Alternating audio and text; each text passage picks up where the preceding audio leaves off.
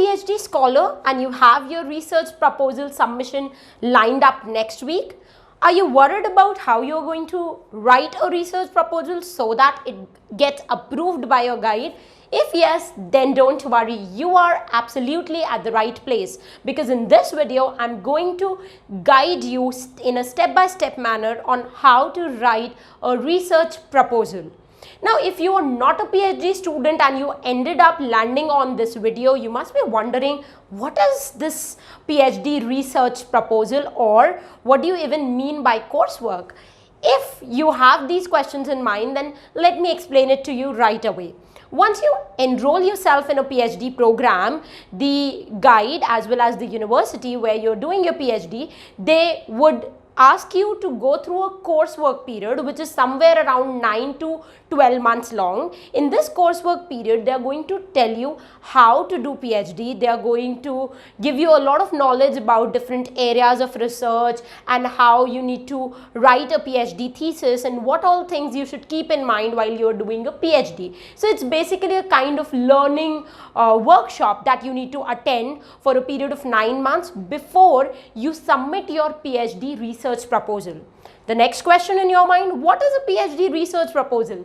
A PhD research proposal is basically a tentative plan of action that you submit to your guide, and in this plan of action you write what you are going to do in the period of next 3 years.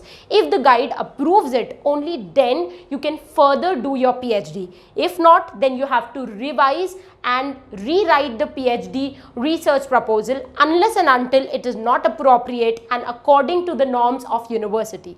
So a lot of students face this struggle on writing a PhD research proposal. I already made a video which went viral where I talked about how to do a PhD, about entrance test, about writing a research proposal and choosing a topic, but it was a very brief video in which I was not able to explain all these points, and I got a lot of queries and a lot of comments where students were asking me to make a detailed video. So I thought of making a detailed video in which I can actually tell you how you need to write a PhD research proposal.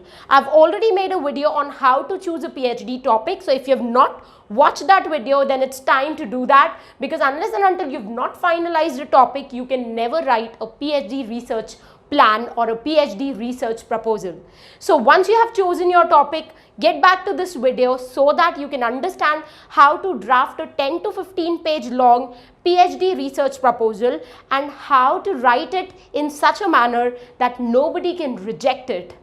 So the first important page that you are going to attach with your research proposal or research plan is tentative title. Now, why do we call it a tentative title? Because you are submitting a research proposal. Now, the guide and the other jury members would look at your research plan and then decide whether the title should be finalized for your PhD, or do you need to make some changes in the title. That is why we call it a tentative title. It's not yet finalized. So the first thing that you are going to write in your PhD research proposal is tentative title. I've already made a detailed video on how to choose a title for research. So just have a look at that video so that all your doubts and queries are resolved. The next important element of a research proposal is research problem. Now, what is a research problem? Research problem is basically the area or the problem on which you are going to do your research. Is that means a problem that you face in your life?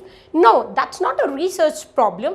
A research problem is the area where you are going to research and what is the tentative solution that you try to draw out. For example, if you're a psychology student and you want to do a research on the gender inequality and its effect on Indian females, then what is your research problem? Your research problem is gender inequality and the impact it has on Indian females. So you're going to actually look at this problem and see what caused this problem, what can be tentative solutions, and what can further be done in order to eradicate this problem from Indian society. So that is the research problem. In case of a literature research, you don't have a research problem basically. You don't try to solve anything in any novel or any particular genre.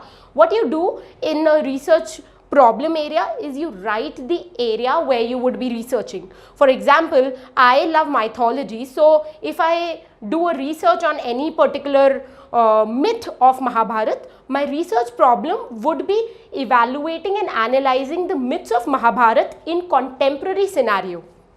The third important thing in research proposal is the definition of key terms.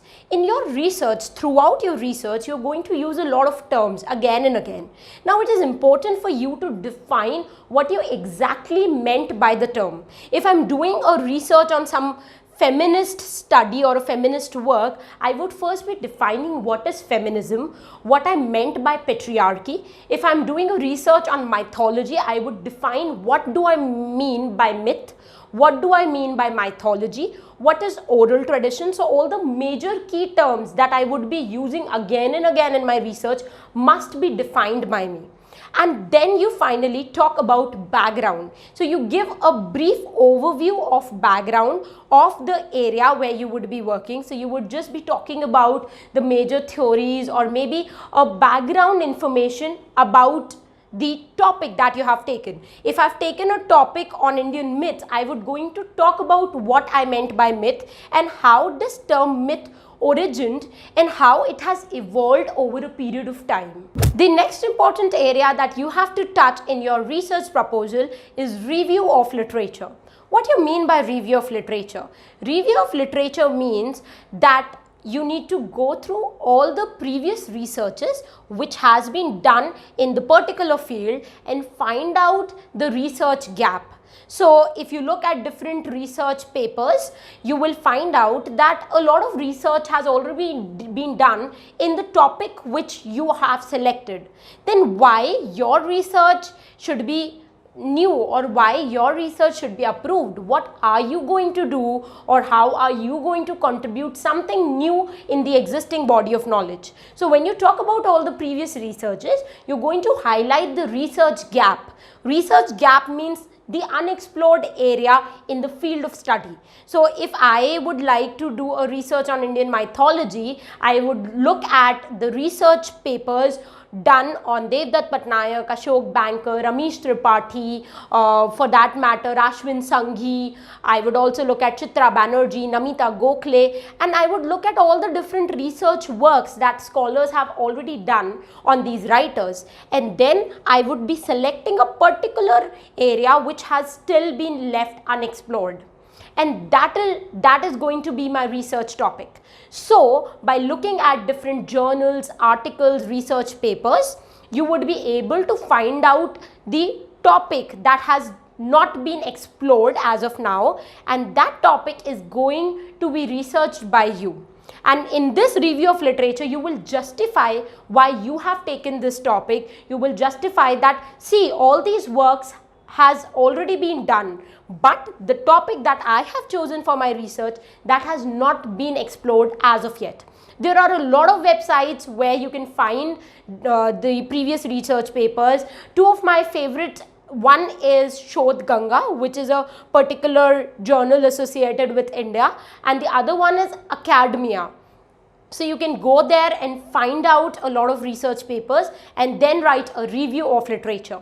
After writing a review of literature, the next topic you need to incorporate in your research proposal is research methodology. What do you mean by research methodology? You are going to do a research for next 2 years and there's a method that you are going to use. The researches can be of different type. Quantitative, qualitative. In case of literature, mostly we indulge in qualitative literature and qualitative methodology. In case of psychology and other branches, we look at quantitative. So suppose if I want to look at the effect of TV in Indian teenagers, I would do a quantitative research. I'm going to give some questionnaire to different teenagers and they are going to fill the questionnaire, and on the basis of those questionnaires, on the basis of case studies and interviews I've conducted, I'm going to come to a conclusion. This is a perfect example of quantitative research. In case of literature, we don't need to survey anything, we don't need to interview, or we don't need to use questionnaires. In that case, what do we do is use qualitative method. What is qualitative method? When you have a detailed analysis or you have an in-depth analysis of a particular work, that is known as qualitative research. It's a descriptive research where you're going to analyze a particular text from different lenses, and you're going to use close reading as a method of research. Another important thing that you must know here is that in research methodology, you're going to mention the tools that you're using. If you're doing a research which is quantitative in nature, you need to mention that you're using case study, or are you using interviews, or are you using natural observation, or is it an experiment, or is it a questionnaire or survey that you are going to use in your research. In case of literature, you're going to mention different theories and different theorists, whose theories you would be using and researching upon. If I'm doing a research on mythology, I might use Roland Barthes' mythologies, the work and the key ideas given in that work. If I'm doing a feminist study, I might use Virginia Woolf's A Room of One's Own theory, or I might use Sandra Gilbert, or I might use the Mad Woman in the Ethic theory. So all these different theories and theorists which I will be using during the course of my research should be mentioned in this particular section, which is research methodology. After talking about research methodology, you need to talk about the tentative chapter scheme. What is a tentative chapter scheme? You would be dividing your research in different chapters, and approximately 4 to 6 chapters should be there in your PhD thesis. So you need to give a tentative chapter plan. You need to tell that what all things you would be talking in which chapter. Okay, so that tentative chapter plan would be presented next in research proposal. After talking about tentative chapter plan, finally you talk about working bibliography. What is a bibliography? Bibliography is the area where you're going to write all the books and all the other resources that you have used in the course of your research. So, by bibliography is basically divided in two parts. One is primary sources and one is secondary sources. Primary sources is the main material on which you would be researching on.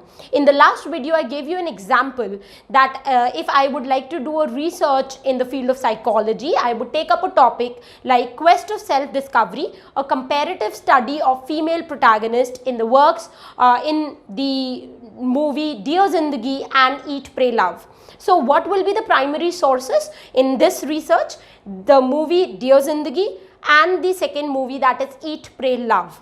These would be the two primary sources. What would be the secondary sources? All other works, all other books, all other articles that you will use or read and work on in order to analyze the primary sources would be a part of secondary sources. For example, Roland Barthes' mythologies. If you're using that particular work in order to understand different books of Indian mythology, then that would come in the secondary section. I recently visited a great writer, Jasbir Jain, who resides in Jaipur, and she had done a lot of critical works on different topics. So she has done and written a book on filmography. She has also done researches on feminist criticism. She has done a critical study in the field of Indian English fiction. So all these critical study books which I would be reading in the course of my research in order to analyze the primary sources in a better way, all these books would be mentioned in secondary sources. Remember, your working bibliography is one of the most important section of your research plan, because most of the questions that would be asked on the day of seminar when you would be presenting your research proposal would be from the section of working bibliography. So don't ever copy sources and put it in your working bibliography, because if they ask you anything about a particular work, you have to answer it. Also understand a very important point that all the researches that you have already read in the review of literature section would also come in bibliography. You need to mention all the books or all the research papers that you have read and you would be using in your research in the secondary sources section of working bibliography. With that note, I come to an end of this topic. You must be wondering that, Arpita, you have explained us about how to write a research proposal. But what if I want to write a PhD thesis, or if I want to write a research paper? Can you also make a video briefing us about the same? Don't worry, I already have that idea in my mind and I would be addressing it in my next video lecture. So if you have not yet subscribed to the channel, it's time to do so, because next week I would be uploading a video on how to write a research paper, and also I would be making a video on how to write a PhD thesis. So if you want to get notified about my latest videos, do subscribe to this channel. You can also follow me on all the social media platforms so that you can participate in the free GoNet quiz and receive updates about UGC NET English literature. Apart from that, I would also like to tell you that if you've not yet visited to our website arpitakarwa.com, it's time to do so. We are running a fabulous online course for UGC NET English aspirants. The link is given in the description box below. You can get a list of all the important writers on my website. Once you look at the list, you find it interesting, you find it impressive, then it's time to join the online course so that you can clear NET in your first attempt. We have about 800 audios in our online course. With that, we also provide you 200 PDFs and 3000 mock test questions. So if that appeals to you, we would like to see you as a part of our online batch. With that note, I would like to bid farewell. Thank you so much. Keep loving literature. Happy learning.